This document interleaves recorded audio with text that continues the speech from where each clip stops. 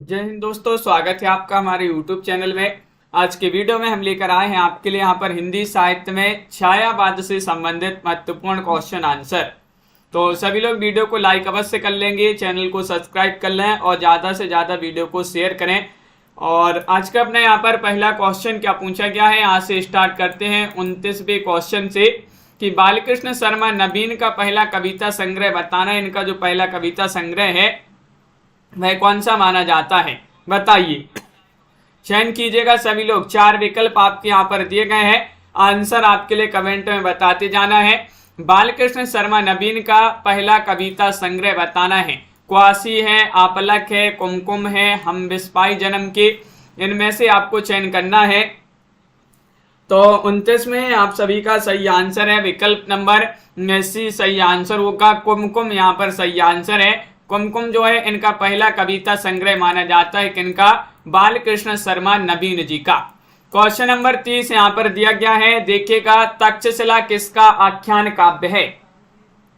आख्यान काव्य माना जाता है तक्षशिला, किनका माना जाता है? दिनकर जी का या फिर उदय शंकर भट्ट, केदारनाथ मिश्र या रामकुमार वर्मा। क्वेश्चन नंबर 30 है और 30 का सही आंसर चयन कीजिएगा। क्या होगा सही आंसर?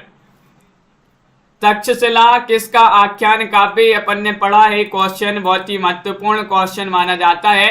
और ये उदय शंकर भट्ट जी जो हैं उन्हीं का ये आख्यान काव्य माना जाता है तक्षशिला। विकल्प नंबर बी वाला यहाँ पर सही आंसर है। अगला क्वेश्चन यहाँ पर देखिएगा।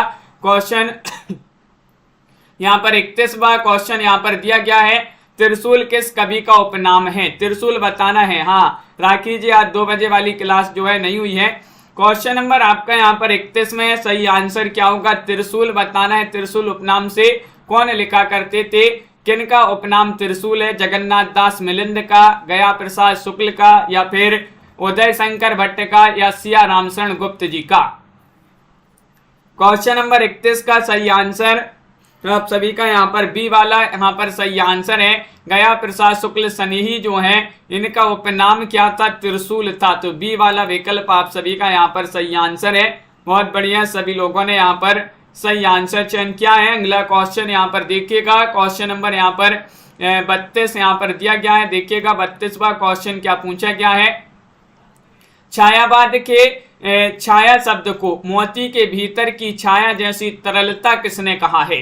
32 में चयन करना है। जयशंकर प्रसाद ने, रामकुमार वर्मा ने, पंत ने, या फिर महादेवी वर्मा ने। छायावाद के छाया शब्द को मोती के भीतर छाया की जैसी तरलता किसने कहा है, ये आपसे पूछा गया है। तो 32 में यहाँ पर सही आंसर होगा विकल्प नंबर यहाँ पर 1 सही आंसर है। ये कहा है जयशंकर प्रसाद ने। जयशंकर प्रसाद यहाँ पर विकल्प नंबर ए वाला आप सभी का यहाँ पर सही आंसर होगा। अगला क्वेश्चन यहाँ पर देखिएगा। दूर्वादल कविता की रचनाकार कौन माने जाते हैं, बताइए। दूर्वादल एक कविता मानी जाती है, एक प्रसिद्ध कविता है दूर्वादल। किनकी है? इसके लेखक आपके लिए बताना है, रचनाकार बताना है कौन माने जाते हैं। रामकुमार वर्मा है, उदय शंकर भट्ट है, सिया रामशरण गुप्त है, या फिर मैथिली शरण गुप्त है। 33 में 33 में सही आंसर सभी लोग बता रहे हैं कि यहाँ पर तो सिया रामशरण गुप्त होंगे सही आंसर। तो बिल्कुल सही आप सभी लोगों ने बताया है। विकल्प नंबर सी वाला जो है वह आप सभी का यहाँ पर सही आंसर है। सिया रामशरण गुप्त जी जो है उन्हीं की कविता मानी जाती है, कौन सी? दूर्वादल। अगला क्वेश्चन यहाँ पर देखिएगा। क्वेश्चन नंबर आप सभी से यहाँ पर पूछा गया है। 34वां क्वेश्चन है, मैं कृतार्थ हूँ देह तृणों के लघु दौने में, तुम मेरी आत्मा का पावक करती धारण। ये किसकी कविता की पंक्तियां मानी जाती हैं? किस की कविता की पंक्तियां मानी जाती हैं? और अगर आपके लिए वह कविता भी याद है, कौन सी कविता है जिसकी पंक्तियां हैं, तो आप कमेंट में जरूर बताइएगा। महत्वपूर्ण क्वेश्चन यहाँ पर पूछा गया है। जयशंकर प्रसाद, सुमित्रा नंदन पंत, महादेव वर्मा, निराला, ये 4 विकल्प आपके यहाँ पर दिए गए हैं। और 34 में आप सभी का सही आंसर आ रहा है विकल्प नंबर 2 यहाँ पर सही आंसर है। सुमित्रा नंदन पंत जी जो है उन्हीं की कविता से पंक्तियां ली गई हैं। तो विकल्प नंबर बी वाला यहाँ पर सही आंसर होगा, सुमित्रा नंदन पंत। अगला क्वेश्चन यहाँ पर देखिएगा। कृतज्ञता कविता के कवि कौन माने जाते हैं? ये किनकी कविता मानी जाती है? 35 में चयन करना है, बताइए। 35 में चयन करना है रामनरेश त्रिपाठी, सुमित्रा नंदन पंत या फिर उदय शंकर भट्ट या फिर प्रसाद। किन की कविता मानी जाती है कृतज्ञता? वंदना जी, लवली ठाकुर जी, दीपक जी, प्रमोद जी, बताइएगा। महत्वपूर्ण क्वेश्चन यहाँ पर दिया गया है, कृतज्ञता पूछा गया है और ये कविता मानी जाती है किनकी? सुमित्रा नंदन पंत। विकल्प नंबर बी आप सभी का यहाँ पर सही आंसर होगा। सुमित्रा नंदन पंत जी की ये कविता मानी जाती है। अगला क्वेश्चन यहाँ पर देखिएगा, क्वेश्चन नंबर आप सभी से यहाँ पर पूछा गया है। 36वां क्वेश्चन है, छायावाद की पहली काव्य रचना मानी जाती है, कौन सी मानी जाती है? कामायनी है, तुलसीदास है, पंचवटी है, झरना है। 36 में चयन कीजिए। छायावाद की रचना आपके लिए बताना है, 2 बजे वाली क्लास आज नहीं हुई थी मुकनत जी। और छायावाद की पहली काव्य रचना कौन सी मानी जाती है? चयन कीजिएगा, 4 विकल्पों में से आपको बताना है। तो यहाँ पर झरना बहुत सारे लोग बता रहे हैं, विकल्प नंबर डी झरना आप सभी का यहाँ पर सही आंसर है। झरना के रचनाकार बता दीजिएगा, किनकी रचना मानी जाती है झरना? इसके रचनाकार कमेंट में लिखिएगा। अर्धनारीश्वर के रचनाकार कौन है? तो अब आपके लिए बता दें कि अर्धनारीश्वर यहाँ पर निबंध पूछा है, क्योंकि अर्धनारीश्वर नाम से 2 लोगों ने रचना की है, लेकिन विधा जो है दोनों की अलग है। तो यहाँ पर आपसे निबंध विधा की रचना पूछी गई है अर्धनारीश्वर। तो निबंध किन्होंने लिखा है अर्धनारीश्वर नाम से? विष्णु प्रभाकर ने, दिनकर ने, निराला ने, नरेंद्र शर्मा ने। तो 37 में आप सभी का सही आंसर क्या होगा, ये चयन करना है। तो सभी का सही आंसर आ रहा है कि विकल्प नंबर यहाँ पर झरना जयशंकर प्रसाद की रचना। बहुत बढ़िया। अर्धनारीश्वर निबंध जो है ये माना जाता है किनका? दिनकर जी का। विकल्प नंबर बी वाला आप सभी का यहाँ पर सही आंसर है, दिनकर, रामधारी सह दिनकर। अगला क्वेश्चन देखिएगा, दिनकर जी की मृत्यु किस वर्ष हुई थी? इनका निधन बताना है। 38वां क्वेश्चन यहाँ पर दिया गया है, 38 में सही आंसर बताइए। 1974 ईस्वी, 1962, 1970 या 1980? 38 में चयन करना है कि दिनकर जी की मृत्यु किस वर्ष हुई थी, ये बताना है। तो आप सभी का यहाँ पर सही आंसर आ रहा है 38 में विकल्प नंबर 1 यानी कि 1974 यहाँ पर सही आंसर होगा। विकल्प नंबर ए वाला आप सभी का सही आंसर है। अगर किसी के लिए जन्म याद है, इनका जन्म कब हुआ था दिनकर जी का, तो कमेंट में बता दीजिएगा। और क्वेश्चन नंबर 39 यहाँ पर पूछा गया, देखिएगा, गीत गुंज कविता के रचनाकार कौन है? गीत गुंज कविता के रचनाकार कौन माने जाते हैं? निराला है, पंत है, रामचंद्र शुक्ल है, महादेवी वर्मा है। 39 में सही आंसर चयन करिएगा। और महादेवी वर्मा को तो आधुनिक युग की मीरा कहा जाता है। ये तो कई बार पूछा जा चुका है क्वेश्चन कि आधुनिक युग की मीरा किन्हें कहा जाता है? महादेवी वर्मा को कहा जाता है। और गीत गुंज जो रचना है वह मानी जाती है किनकी? ये निराला जी की रचना मानी जाती है। अपन ने याद किया था कि निराले गीत गूंज रहे हैं, तो निराले से निराला और गीत गूंज रहे, तो गीत गुंज जो है इन्हीं की रचना मानी जाती है। सूर्यकांत त्रिपाठी निराला इनका पूरा नाम है।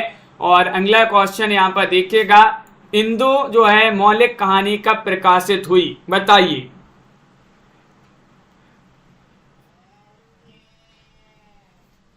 तो चयन करिएगा, क्या होगा सही आंसर? इंदुमती मौलिक कहानी कब प्रकाशित हुई, ये बताना है। सन 1903 में या फिर 1900 में या 1905 या फिर 1893 में। तो 40 का सही आंसर है आप सभी का यहाँ पर सी वाला विकल्प। सभी लोग बता रहे हैं कि 1900 ईस्वी में इंदुमती जो कि किशोरीलाल गोस्वामी की कहानी मानी जाती है और 1900 ईस्वी में जो है ये प्रकाशित हुई थी। तो सी वाला विकल्प आप सभी का सही आंसर होगा। अगला क्वेश्चन यहाँ पर देखिएगा, बड़े घर की बेटी कहानी के रचनाकार कौन माने जाते हैं? सुदर्शन है, प्रेमचंद है, विशंबरनाथ शर्मा कौशिक है या फिर पांडे विचंद शर्मा उग्र है। क्वेश्चन नंबर 41 में सही आंसर चयन करना है, बताइए।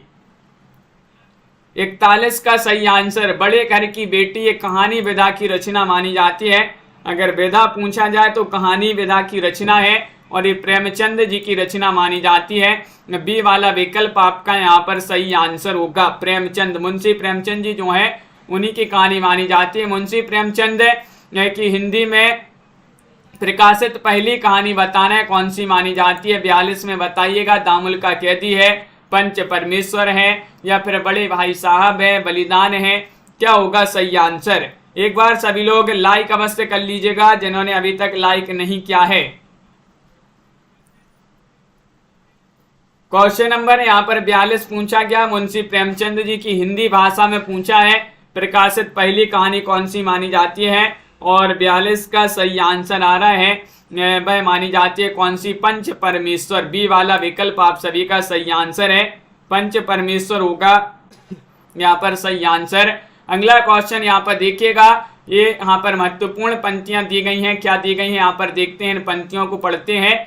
छोड़ दुर्मों की मृदु छाया, तोड़ प्रकृति से भी माया, बाले तेरे बाल जाल में कैसे उलझा दूं लोचन, भूल अभी से इस जग को। ये पंक्तियां किसकी मानी जाती हैं? 43 में चयन करना है, बताइए। निराला, बालकृष्ण शर्मा, नवीन पंत या फिर महादेव वर्मा? तो क्वेश्चन नंबर 43 यहाँ पर दिया गया है, छोड़ दुर्मों की मृदु छाया, तोड़ प्रकृति से भी माया। ये पंक्तियां बहुत ही महत्वपूर्ण है, कई बार ये अपनी पूछी गई पंक्तियां हैं। और 43 में आप सभी का सही आंसर है, पंत जी जो है उन्हीं की पंक्तियां मानी जाती हैं। सुमित्रा नंदन पंत आप सभी का यहाँ पर सही आंसर होगा। यहाँ पर आगे बढ़ते हैं, 44वां क्वेश्चन यहाँ पर बड़ा ही क्वेश्चन देखते हैं क्या पूछा गया है कि प्रकृति विश्वात्मा की छाया या प्रतिबिंब है, इसलिए प्रकृति को काव्यगत व्यवहार में ले आकर छायावाद की सृष्टि होती है, यह सिद्धांत भी भ्रामक है। यद्यपि प्रकृति का आलंबन स्वानुभूति का प्राकृत से तादम्य नवीन काव्यधारा में होने लगा, किंतु प्रकृति से संबंध रखने वाली कविता कोई छायावाद नहीं कहा जा सकता। ये पंक्तियां पूछी गई हैं, किन की मानी जाती है? इतना बड़ा क्वेश्चन जो है दिया गया है। और 44 में आपका 3 सही आंसर है, रामचंद्र शुक्ल यहाँ पर सही आंसर होगा। आगे बढ़ते हैं, क्वेश्चन नंबर 45 है, शक्ति के विद्युत करण जो व्यक्त विकल बिखरे हैं, हो निरूपाएं समन्वय उसका, करें समस्त विजयनी मानवता हो जाए। ये किसकी पंक्तियां मानी जाती हैं? 45 में चयन करना है, बताइए क्या होगा सही आंसर? चयन कीजिएगा। निराला, महादेव वर्मा, नरेंद्र शर्मा, जयशंकर प्रसाद। तो 45वां क्वेश्चन है और आप सभी का यहाँ पर सही आंसर क्या होगा चयन करना है। और यहाँ पर थोड़ी सा अपनी क्लास पर ध्यान दें, इधर उधर की बातें ना करें। तो 45 में आप सभी का सही आंसर होगा विकल्प नंबर 4 यानी कि जयशंकर प्रसाद। जयशंकर प्रसाद आप सभी का यहाँ पर सही आंसर है। विकल्प नंबर डी जिन्होंने भी चयन किया प्रवीण जी, सही आंसर होगा शक्ति के विद्युत कण मानवता हो जाए। उपयुक्त पंक्तियां किस काव्य रचना से उद्धृत की गई हैं, ये आपको बताना है। कामायनी, राम की शक्ति पूजा या दीप शिखा या फिर नौका विहार, ये चयन करना है। चवानी तिवारी जी क्या होगा सही आंसर? 46वां क्वेश्चन यहाँ पर दिया गया है, 46 में आप सभी का सही आंसर आ रहा है कामायनी। कामायनी आपका यहाँ पर विकल्प नंबर 1 जो है वह आप सभी का यहाँ पर सही आंसर होगा। कामायनी जिन्होंने भी चयन किया है। सबसे महत्वपूर्ण क्वेश्चन पूछा जाता है कामायनी में कितने सर्ग हैं?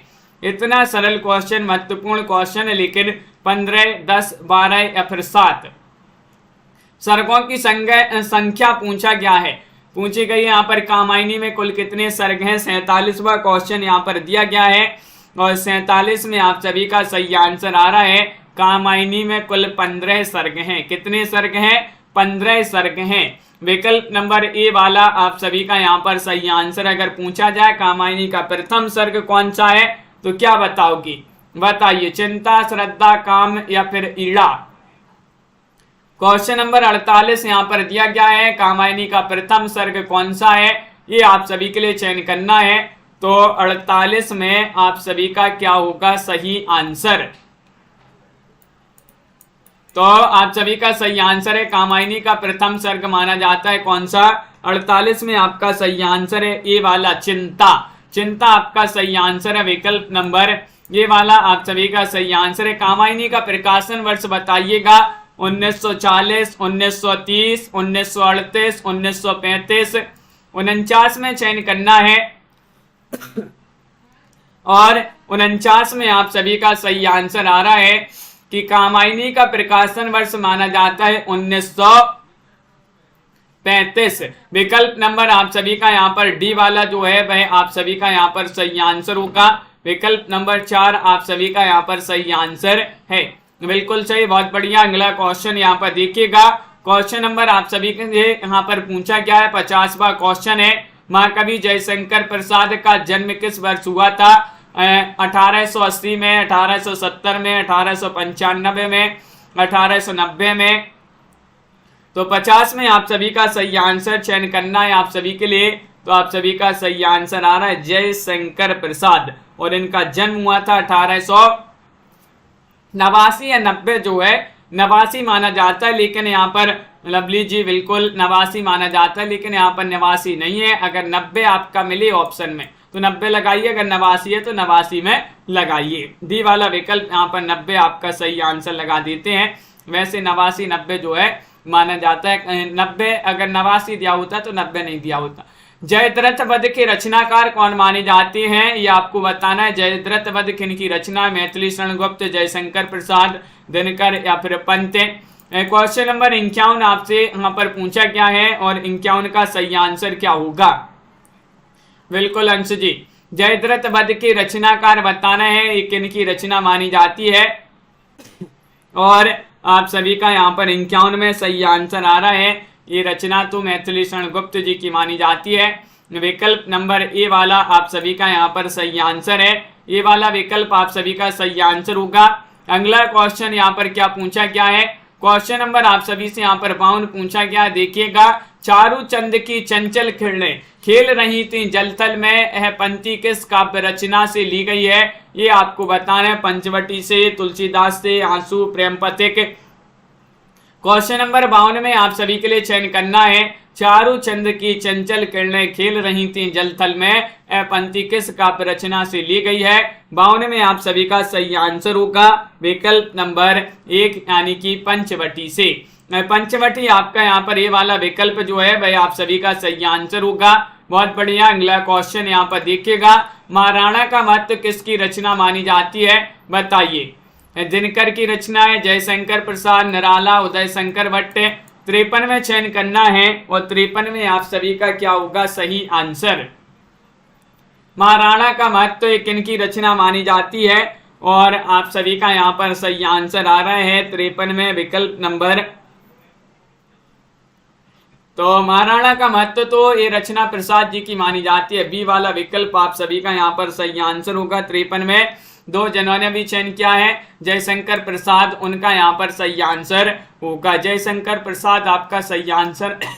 अगला क्वेश्चन यहाँ पर देखिएगा, ले चल वहां बुलावा देकर मेरे नाविक धीरे धीरे किसकी पंक्ति मानी जाती है? चमगन में महादेव वर्मा, जयशंकर प्रसाद, रामकुमार वर्मा या फिर सुमित्रा नंदन पंत। ले चल बुलावा देकर, ले चल वहां बुलावा देकर मेरे नाविक धीरे धीरे, ये पंक्तियां किनकी मानी जाती हैं? चमगन में चयन करना है, तो आप सभी का सही आंसर आ रहा है। ये पंक्तियां जयशंकर प्रसाद जी जो हैं उन्हीं की पंक्तियां मानी जाती हैं। विकल्प नंबर 2 आप सभी का यहाँ पर सही आंसर होगा। बी वाला विकल्प आप सभी का सही आंसर है। अगला क्वेश्चन यहाँ पर दिया गया है, जागो जागो आया प्रभात, बीती वह बीती अंधरात, झरता भर ज्योतिर्मय प्रताप प्रपात पूर्वाचल। किस कविता का समापन अंश है? ये बताना है। झरना, पंचवटी, तुलसीदास, जूही की कली। क्वेश्चन नंबर 55 में चयन करना है, और सुषमा रानी जी क्या होगा सही आंसर? शर्मिला जी। क्वेश्चन यहाँ पर 55 दिया गया है, 55 में सही आंसर है विकल्प नंबर 3 यानी कि तुलसीदास आप सभी का सही आंसर है। जागो जागो आया प्रभात, बीती वह बीती अंधरात। तो आप सभी का सही आंसर है तुलसीदास जो है कविता का समापन अंश है आपका विकल्प नंबर सी सही आंसर यहाँ पर होगा। राखी जी बहुत बढ़िया। अगला क्वेश्चन यहाँ पर, झरना किसका काव्य संग्रह है? 56 में चयन करना है। जयशंकर प्रसाद, पंत, उदय शंकर भट्ट या फिर महादेवी वर्मा। झरना बताना है। झरना का जो काव्य संग्रह है ये किनका माना जाता है? क्या होगा सही आंसर? सभी लोग चयन करिएगा। महत्वपूर्ण क्वेश्चन यहाँ पर दिया गया है। और 56 में आप सभी का सही आंसर आ रहा है विकल्प नंबर 1 जयशंकर प्रसाद। जयशंकर प्रसाद यानी कि ये वाला विकल्प जिन्होंने भी चयन किया है उनका यहाँ पर सही आंसर होगा। अगला क्वेश्चन यहाँ पर देखिएगा, क्वेश्चन नंबर यहाँ पर पूछा गया है 57वां क्वेश्चन यहाँ पर दिया गया है, झरना का प्रकाशन वर्ष बताइएगा, क्या माना जाता है ये कब प्रकाशित हुआ झरना? 1920 में, 1918 में, 1923 में, 1915 में, 57 में सही आंसर चयन करना है। महत्वपूर्ण क्वेश्चन यहाँ पर दिया गया है और आप सभी का यहाँ पर सही आंसर आ रहा है। झरना का प्रकाशन वर्ष तो माना जाता है, क्या माना जाता है? विकल्प नंबर 2 आप सभी का सही आंसर है 1918। 1918 माना जाता है, बी वाला विकल्प यहाँ पर सही आंसर होगा। अगला क्वेश्चन यहाँ पर देखिए, क्वेश्चन नंबर आप सभी से यहाँ पर 58 पूछा गया है, निम्न में से प्रसाद जी की कौन सी रचना ब्रजभाषा में, ब्रजभाषा की रचना बताना है। और आपके लिए बता दें कि 3000 प्रश्नों की पीडीएफ, हिंदी साहित्य के टॉप 3000 प्रश्न, जिनके लिए भी चाहिए हो भाई आप जो है संपर्क कर सकते हैं। नंबर स्क्रीन पर चल रहा है, 199 रुपए की ये पीडीएफ है आपके लिए। और इस पीडीएफ में हिंदी साहित्य के टॉप 3000 प्रश्न मिलेंगे आपके लिए। पीडीएफ जो है व्हाट्सएप पर दे दी जाएगी, तो संपर्क कर सकते हैं। नंबर स्क्रीन पर चल रहा है। प्रसाद जी की कौन सी रचना ब्रजभाषा में है? 58 में आप सभी का सही आंसर है चित्राधार। चित्राधार आप सभी का विकल्प नंबर ए वाला जो है सही आंसर होगा। क्वेश्चन नंबर 59 आप सभी से यहाँ पर पूछा है, हृदय ही तुम्हें दान कर दिया, क्षुद्रता उसने गर्भ किया, तुम्हें पाया अगाध गंभीर, कहाँ जल बिंदु कहाँ निधि नीर। ये किसकी पंक्तियां मानी जाती हैं? क्वेश्चन नंबर 59 में चयन करना है, बताइए। 59 में चयन करिएगा, मोहनलाल, महतो, वियोगी, निराला, पंत या फिर प्रसाद। हृदय ही तुम्हें दान कर दिया, क्षुद्रता उसने गर्भ किया, तुम्हें पाया अगाध गंभीर, कहाँ जल बिंदु कहाँ निधि नीर। ये पंक्तियां बताना है किसकी मानी जाती हैं। क्वेश्चन 59 है और 59 में आप सभी का सही आंसर होगा डी वाला विकल्प यानी कि प्रसाद आप सभी का सही आंसर है। जयशंकर प्रसाद होगा सही आंसर, विकल्प नंबर डी वाला आप सभी का सही आंसर है। आकाश गंगा के रचनाकार बताना है, यहाँ पर रचनाएं दी गई है, महत्वपूर्ण कुछ, तो चलिए यहाँ पर बता दीजिएगा।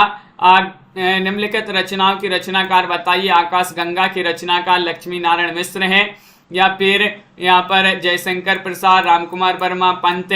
60 में आप सभी लोग चयन करेंगे, 60 का सही आंसर क्या होगा?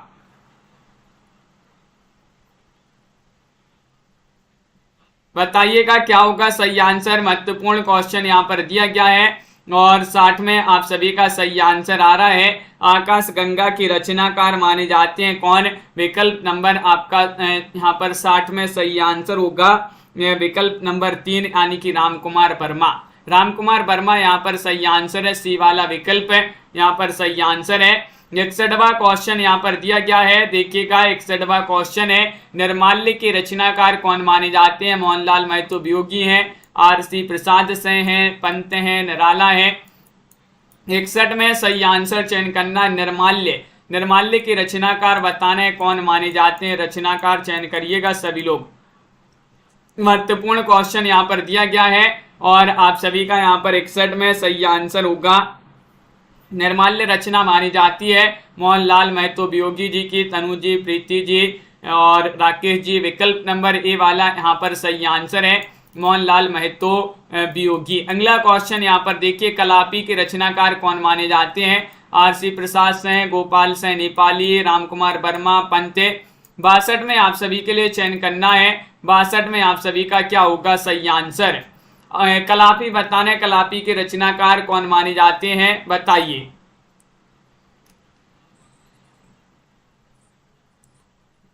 हाँ, और आप सभी का 62 में, लवली जी बिल्कुल 62 का सही आंसर चयन करना है। कलापी जो है आरसी प्रसाद सिंह की रचना मानी जाती है। विकल्प नंबर ए वाला यहाँ पर भी सही आंसर है, विकल्प नंबर 1। सांध्य गीत के रचनाकार कौन माने जाते हैं, बताइएगा। सांध्य गीत ये रचना, बहुत ही सरल क्वेश्चन पूछ लिया गया है आपसे। सुमित्रा नंदन, पंत, महादेव वर्मा, आरसी प्रसाद सिंह, रामकुमार वर्मा। यहाँ पर अब जो है आपके सरल सरल क्वेश्चन पूछे जा रहे हैं। 63 में सही आंसर आ रहा है कि सांध्य गीत तो जो है महादेव वर्मा की रचना मानी जाती है। दीपशिखा भी इन्हीं की रचना, यामा भी इन्हीं की रचना है। तो देखिएगा ये महादेव वर्मा है जिनको आधुनिक युग की मीरा कहा जाता है। आधुनिक युग की मीरा कहा जाता है किनके लिए? महादेव वर्मा को, जो कि पूछा ही जाता है। लहर बताना है आरसी प्रसाद से, जयशंकर प्रसाद या फिर पंत या फिर रामकुमार वर्मा। तो क्वेश्चन नंबर 64 यहाँ पर दिया गया और 64 में आप सभी का सही आंसर क्या होगा? 64 में चयन करना है। महत्वपूर्ण क्वेश्चन यहाँ पर दिया गया, लहर बताना और आप सभी का सही आंसर आ रहा है प्रसाद की लहर चली। प्रसाद की लहर चली, जयशंकर प्रसाद। तो बिल्कुल सही, जयशंकर प्रसाद की रचना मानी जाती है लहर। बी वाला विकल्प आपका सही आंसर है। शेरशाह का शस्त्र समर्पण प्रसाद जी की किस रचना में संकलित है? लहर में, कामायनी में, प्रेम पथिक में या फिर चित्राधार में? नीतू जी बताइए। क्वेश्चन नंबर 65 यहाँ पर दिया गया है, शेरशाह का शस्त्र समर्पण प्रसाद की किस रचना में संकलित है? वह रचना आप सभी लोग चयन करेंगे कौन सी रचना मानी जाती है। 65 में आप सभी का सही आंसर क्या होगा ये बताना है। तो बिल्कुल सही, विकल्प नंबर 1 सही आंसर आ रहा है सभी का, लहर में। लहर आपका सही आंसर है। ये वाला विकल्प जिन्होंने भी चयन किया है उनका सही आंसर है। अगला क्वेश्चन यहाँ पर देखिएगा, राम की शक्ति पूजा का रचना वर्ष बताना है।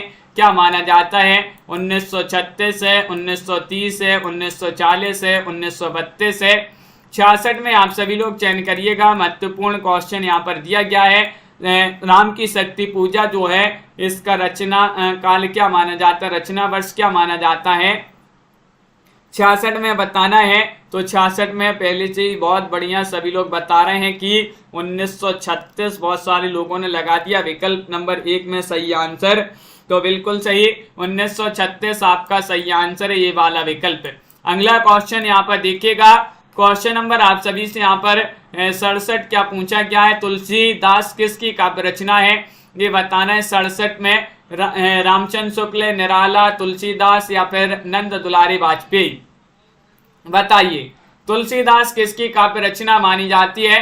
67 में चयन करना है। 4 विकल्प आपके यहाँ पर दिए गए हैं और आप सभी का यहाँ पर क्या होगा सही आंसर। तुलसीदास किसकी काव्य रचना मानी जाती है ये पूछा गया है। महत्वपूर्ण क्वेश्चन यहाँ पर दिया गया है और आप सभी का यहाँ पर सही आंसर आ रहा है, ये रचना निराला की मानी जाती है। बी वाला विकल्प आप सभी का यहाँ पर सही आंसर है, सूर्यकांत त्रिपाठी निराला। निराला आप सभी का यहाँ पर सही आंसर है।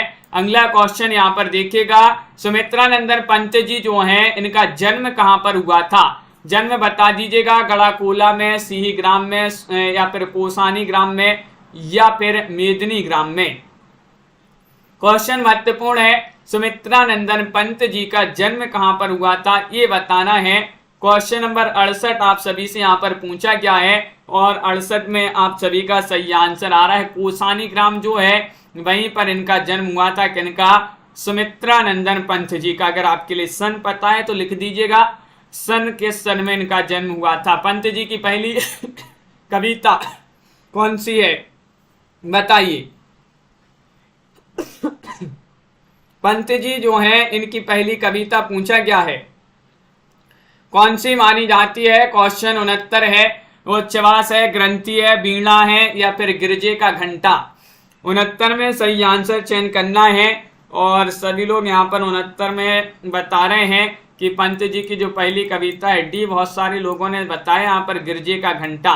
तो विकल्प नंबर डी में सही आंसर लगा दिया है, बिल्कुल सही। विकल्प नंबर 4 आप सभी का यहाँ पर सही आंसर है, गिरजे का घंटा यहाँ पर सही आंसर होगा। ये पंत जी की पहली कविता मानी जाती है। पंत जी की किस रचना को उनका जो है अंतिम छायावादी काव्य संग्रह माना जाता है? बताइएगा क्या होगा सही आंसर। गुंजन को, वीणा को, पल्लव को, ग्रंथि को? क्वेश्चन नंबर आप सभी से यहाँ पर पूछा गया है 70 और 70 में पंत जी की किस रचना को उनका अंतिम छायावादी काव्य संग्रह माना जाता है? तो आप सभी का यहाँ पर 70 में सही आंसर क्या होगा बताइए। 70 में सही आंसर चयन करना है और यहाँ पर आप सभी का सही आंसर है गुंजन। गुंजन यहाँ पर विकल्प नंबर ये वाला जो है वह आप सभी का यहाँ पर सही आंसर होगा। गुंजन जिन्होंने भी चयन किया है उनका यहाँ पर सही आंसर होगा। बहुत सारे लोग हैं जिन्होंने अभी तक वीडियो को लाइक भी नहीं किया है, तो जल्दी से एक बार लाइक कर लीजिएगा।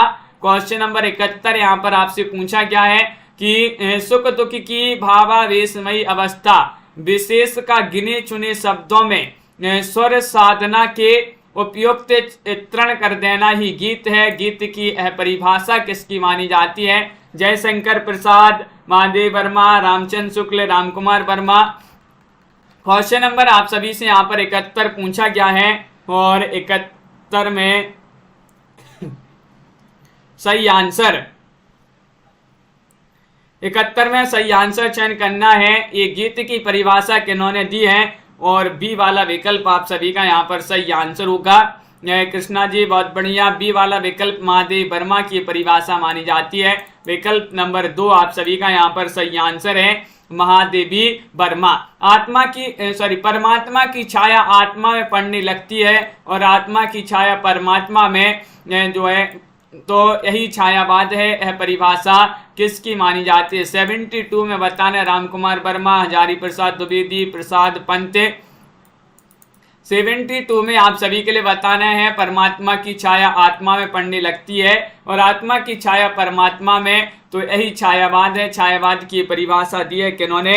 72 में रामकुमार वर्मा। आप सभी का विकल्प नंबर ए वाला यहाँ पर सही आंसर होगा। रामकुमार वर्मा आपका सही आंसर है। छायावाद को स्थूल के प्रति सूक्ष्म का विद्रोह के आलोचक ने कहा है। 73 में आप सभी के लिए बताना रामविलास शर्मा ने, डॉक्टर देवराज ने, नगेंद्र जी ने, पंत जी ने, किन्होंने कहा है? रीता जी, बिंदु जी बताइएगा छायावाद को स्थूल के प्रति सूक्ष्म का विद्रोह है किन्होंने कहा है? क्वेश्चन नंबर 73 यहाँ पर दिया गया है और 73 में आप सभी का डॉक्टर नगेंद्र यहाँ पर सही आंसर होगा। 3 जिन्होंने भी चयन किया है उनका यहाँ पर सही आंसर है बिल्कुल सही। सी वाला विकल्प यहाँ पर सही आंसर है।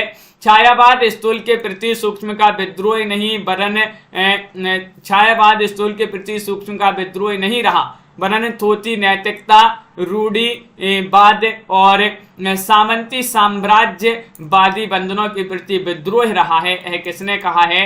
क्वेश्चन नंबर 74 में आप सभी के लिए चयन करना है। नंदुलारी वाजपेयी ने, रामविलास शर्मा, डॉक्टर नगेंद्र प्रसाद। क्वेश्चन नंबर 74 का सही आंसर आप सभी का क्या होगा बताइए। क्वेश्चन महत्वपूर्ण है और 74 में आप सभी का रामविलास शर्मा यहाँ पर बी वाला जो विकल्प है वह आप सभी का यहाँ पर सही आंसर होगा। बी वाला विकल्प आपका सही आंसर है। क्वेश्चन नंबर 75 आप सभी से यहाँ पर पूछा है। सृष्टि के बाह्य आकार पर इतना लिखा जा चुका है कि मनुष्य का हृदय अभिव्यक्ति के लिए रो उठा। स्वच्छंद छंद में चित्रित होने मानव अनुभूतियों का नाम छाया उपयुक्त ही था और मुझे तो आज ही उपयुक्त ही लगता है। छायावाद से संबंधित है किसका कथन माना जाता है? क्वेश्चन नंबर 75 में चयन करना है, बताइएगा, चयन कीजिएगा। जयशंकर प्रसाद, महादेव वर्मा, नंदुलारी वाजपेयी या फिर पंत जी का। बहुत ही महत्वपूर्ण कथन पूछे जा रहे हैं छायावाद से संबंधित। 75 में आप सभी का बी वाला सही आंसर है। महादेवी वर्मा ने भी महत्वपूर्ण कथन लिखे हैं। बी वाला विकल्प यहाँ पर सही आंसर होगा।